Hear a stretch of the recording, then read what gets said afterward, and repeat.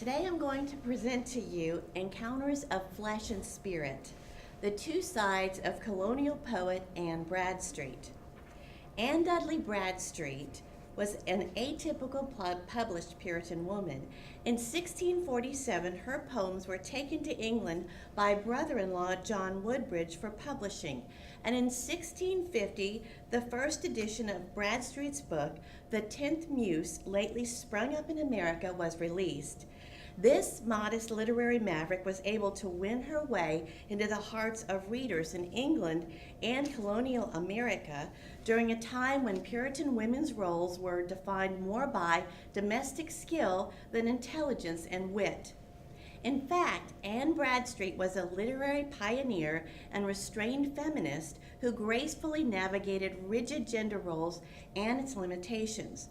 Her ability to balance the personal and literary tension between a strict Puritan belief system and contradictory real-life experiences was both unconventional and inspirational. Bradstreet's journey to the New World began in Northamptonshire, England. Born in 1612, she was daughter to Thomas and Dorothy Dudley, a profoundly religious Puritan couple who raised their children in like manner. The Dudleys' everyday life was governed by biblical Puritan dogma. The nature of their literature was spiritual, reasonable, unemotional, and filled with anecdotal lessons about God. Equally significant to Bradstreet's religious upbringing was her uncommon classical Elizabethan education. Bradstreet's father, Thomas Dudley, was a successful steward to Theophilus Clinton, Earl of Lincoln. So Bradstreet was given access to the Earl's extensive library, exposing her to theology, philosophy, and Greek and Latin writers such as Homer, Ovid, Virgil, Aristotle, Quintus, and Seneca. Anne Dudley married Simon Bradstreet in 1628, and in 1630 the couple came to the New World with other members of the Massachusetts Bay Company. It was within the perils of America's unforgiving frontier, its harsh winters, inadequate resources, and threat of Indian attacks, that the couple established a home.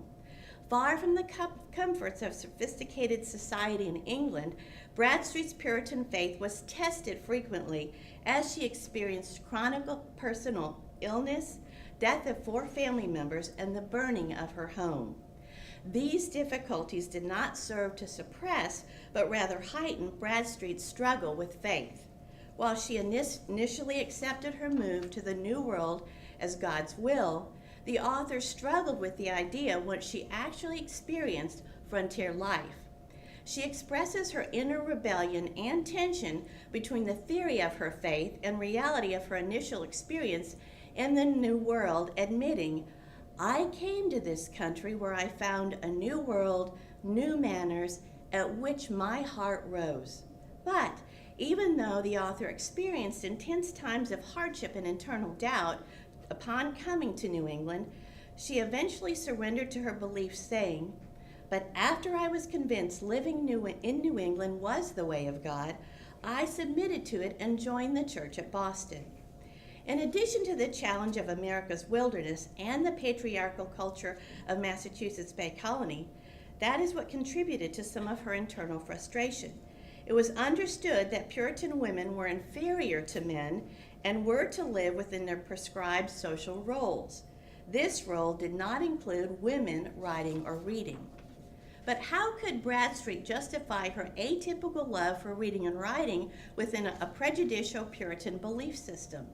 It was through the support of her husband, as well as her own personal humility, that Bradstreet was able to grow as a writer. While publicly the author appeared the embodiment of faith, her personal poetry and letters to her children reflect spiritual doubt and patterns of rebellion and submission. For independent thinking Bradstreet, tensions rise repeatedly in her writings as she attempts to marry her love for God and Puritan beliefs to the reality of her human experiences and emotions. While Anne's tutoring in the Bible and Puritan doctrine was central to much of her writing, she often found herself questioning God's existence, doubting the inerrant truth of the Bible, believing that Satan plagued her with doubt, and entertaining atheistic beliefs. So even though the author yielded herself to Puritan faith repeatedly, her free-thinking, independent nature sometimes strayed from rigid doctrinal norms, creating a silent rebellion of which she refers to as sitting loose from God, a struggle that she would have throughout her life. One poem that displays the tension between Bradstreet's Puritan, non-Puritan struggle is her poem, The Prologue. Bradstreet wisely penned the prologue to serve as an introduction to most of her work and to set a deliberate tone of humility for her readers. She begins the piece by stating that her topics are limited, and as a woman, she can't write on significant topics like wars, captains, kings, cities founded, and commonwealths begun. But with the highly valued Puritan trait of humility, she states those topics for her meager pen are far too superior.